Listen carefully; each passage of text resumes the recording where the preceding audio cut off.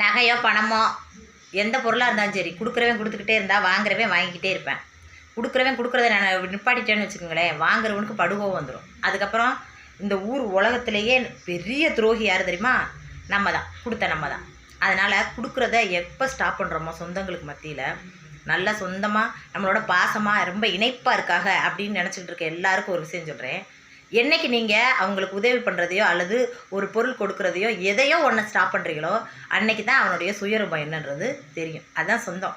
சொந்தம்ன்றத எதையாவது ஒன்று எதிர்பார்த்து வாழ்கிறவனாக தான் இருக்கான்.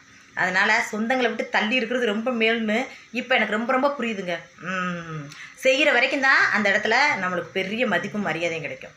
அவங்க நம்மளை ஒரு மாதிரி அவங்க ரொம்ப ப்ரில்லியண்ட்டாக பழச்சிட்ருக்காங்க, நம்மளை ஏமாற்றிக்கிட்டு இருக்காங்க, நம்ம ஒரு ஏமாளியாக அங்கே பாசத்துக்கு கட்டுப்பட்டு ஏமாந்துட்டுருக்கோம் அப்படின்றத யோசித்து பின்வாங்கி போனோம்னா அடுத்த நொடியே நம்ம பெரிய எதிரியாக அவங்களுக்கு கண்ணுக்கு தெரியும்.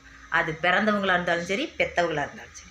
இதுதான் உண்மையிலே உண்மை, நிஜமான உண்மை. மனுஷங்களுக்குள்ள இருக்கிற உண்மையான குணம் இதுதான். உண்மையை நல்லா